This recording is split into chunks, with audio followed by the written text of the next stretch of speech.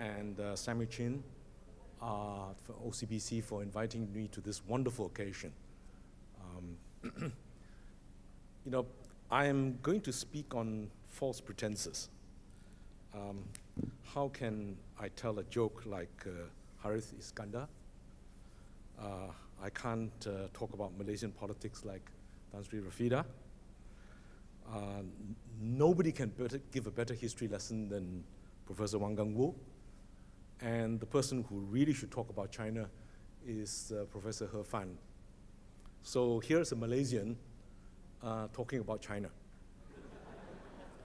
So I can't claim to be an expert on China.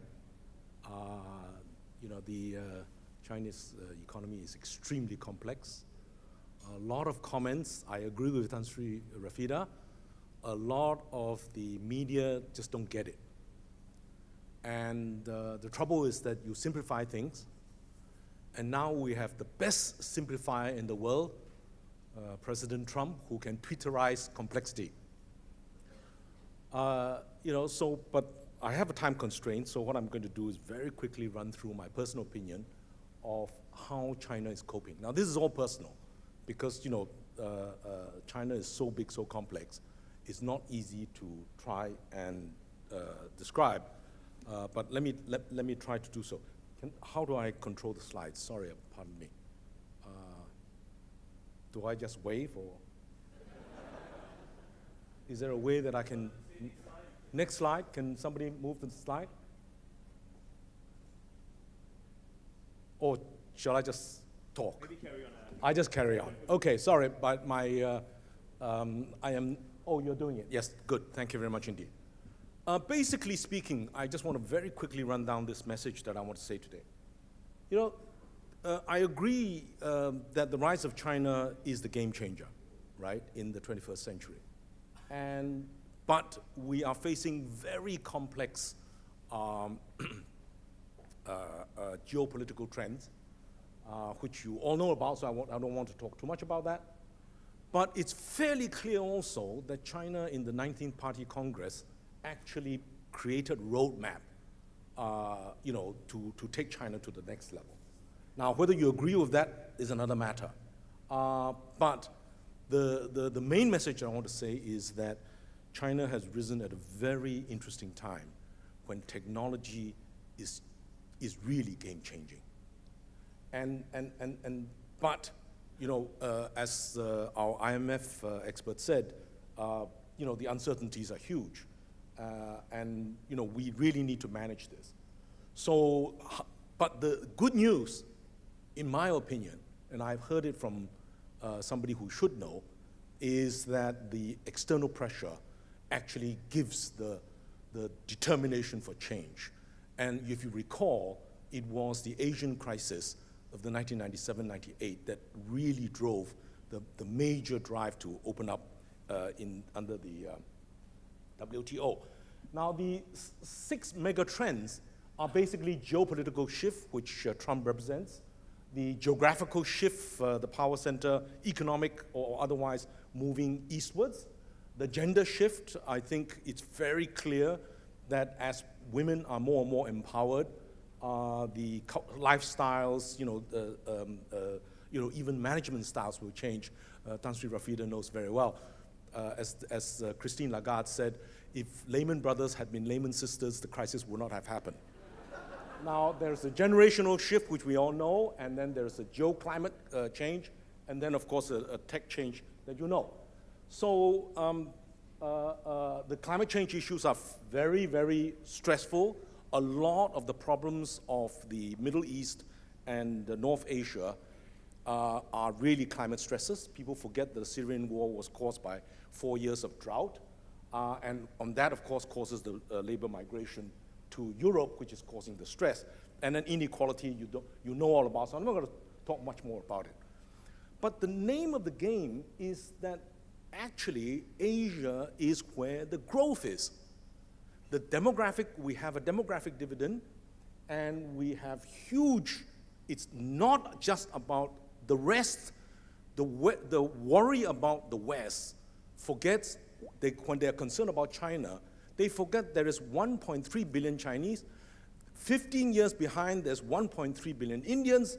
And in between, there are 1.3 billion plus Muslims, all the way from Indonesia to Africa, which are rising into the middle class, whether you like it or not.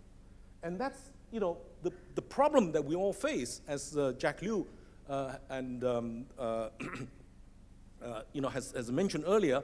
It was about whether interest rates will rise. And if it rises, the whole world will be under stress, particularly emerging markets. And of course, the areas of vulnerability we all know about. It's about commercial property, household debt, and emerging market debt. Now, let's concentrate on the area that which you are very interested in.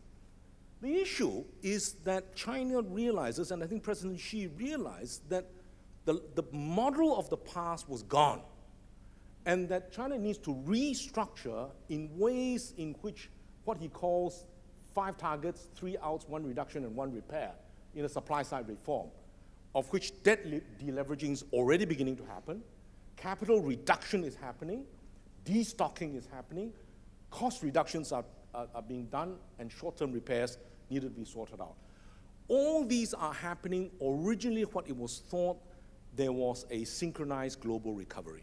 2 things happen that has changed the game. One is that actually growth, as our IMF is saying, growth has actually begun to slow, and it's no longer clear whether Europe will continue to grow.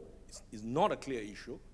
And then if US interest rates normalize, global asset deflation will occur, whether you like it or not. So China, and then on top of that, you have US trade war issues. But China is already moving towards a service economy. So if you look at, I'm sorry I've given you so much data, but this is the IMF data. I'm advertising for IMF, the Article 4. And if you look at it on the way out, all this data, what it's basically saying is that if you believe that the normal trend, what's happening, China will begin to reduce all its imbalances. The interesting factor in the world today is that the big trade deficit of the United States is no longer going to be financed by China, Japan, and the oil-producing countries. Their current account surpluses are going towards normal. We have gone back to the 1970s when, because of Germany's emphasis on fiscal prudence, the whole of Europe has become a major surplus region, of which its surplus at 3% or 2 to 3% of GDP of a $20 trillion economy, the whole of Europe, is equivalent to the deficit that America is going to run. So we're running into very complex situations. Now, but what is very unusual still about China is that historically, China's savings rate is still very high. And even at the normal level, going back down to around 35%, it's still higher than India, Japan, EU, and particularly the US. So it is going to be the strong domestic demand that's going to change China's external imbalance.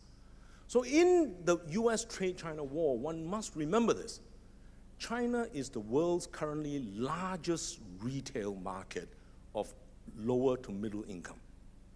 China alone accounts for 70% of the growth in luxury goods. Last year alone, all of the people in ASEAN and even Japan knows about this, including in Europe, 30 million Chinese tourists are changing the service game. Okay? So the Chinese, is too big to ignore, and people see it sometimes as a threat.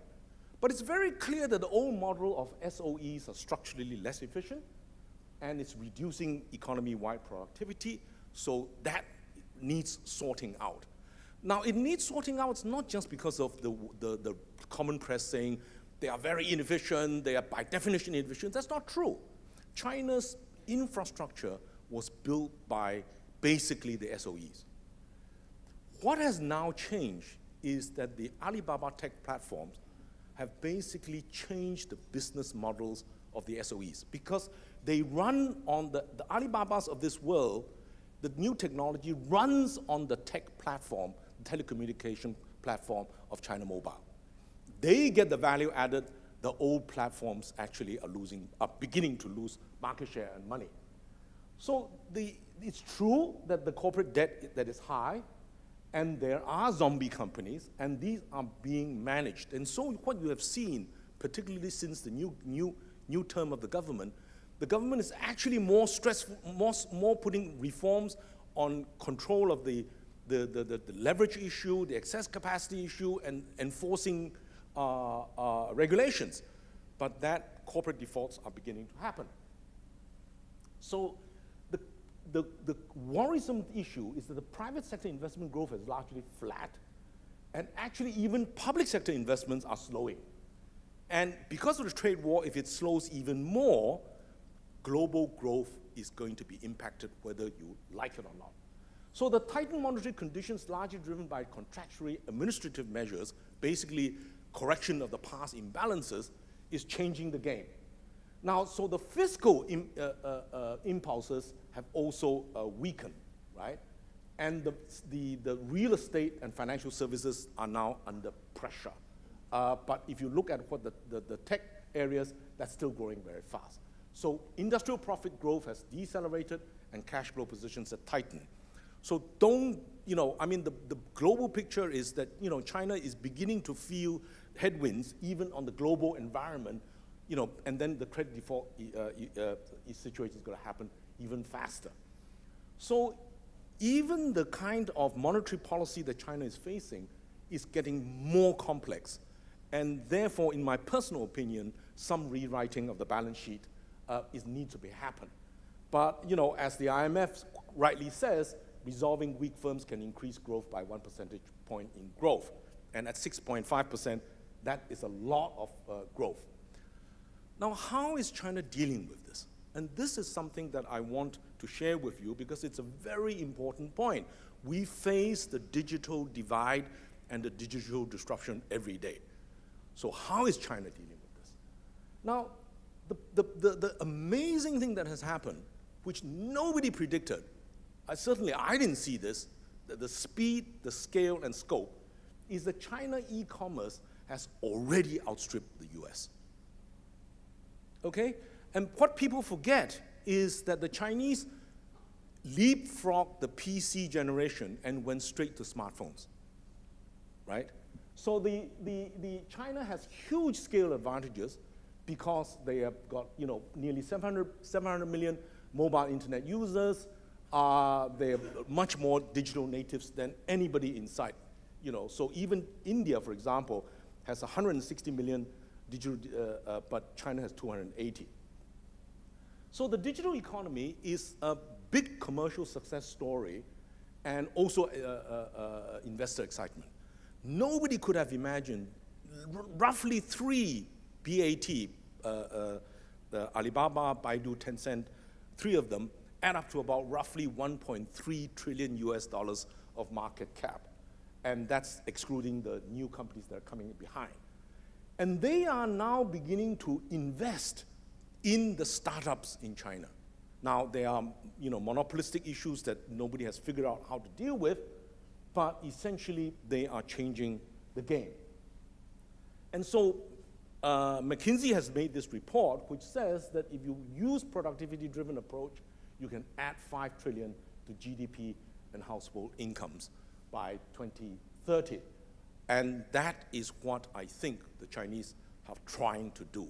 But of course, because it is growing and it is using technology and skills to do this, the Americans realize they are strategically meeting a growing rival. And the trade war is only a symptom of this. And I understand where it's coming from, but the collateral damage is going to be huge, not just for China, but for all its trading partners. And why is that? Because here's the statistic. The trade deficit of China with the US is roughly 47% of GDP, right? But by value added, China accounts for 47% of the trade deficit on the trade terms, but on value added, China only accounts for 16%. Japan accounts for 12%. You add in Taiwan, South Korea, Malaysia, Vietnam, all the other of the Asian supply chain. In fact, any US-China trade suffering from the tariff all the other partners will also suffer the same issue. So the collateral damage, of a U.S. trade war cannot be underestimated. I think our IMF friends and the AMRO has already done some calculations. My own belief is that people underestimate that issue. And the point is whether we're going to get into this. So very simply, I'm giving you a picture of how China sees, and my interpretation of how China sees its game moving forward. It is talking about comprehensive reforms. It has not figured out, and I see what Mr. Bilahari is talking about, but even Mr. Bilahari misunderstands the complexity of the Chinese bureaucracy. The Chinese bureaucracy is the oldest in the world, older even than the Catholic Church, right? And it's the largest bureaucracy in the world, and very often, the different layers of government does not know what the others are dealing with. So, a lot of the implementation has huge issues. But we must not forget that we are so fortunate to be living in the growth region of the world.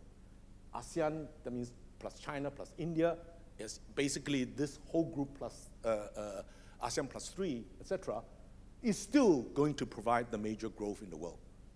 But if the US against the world trade war pushes us into a perfect storm, we may get into a great, I think someone mentioned this morning about the great unwinding.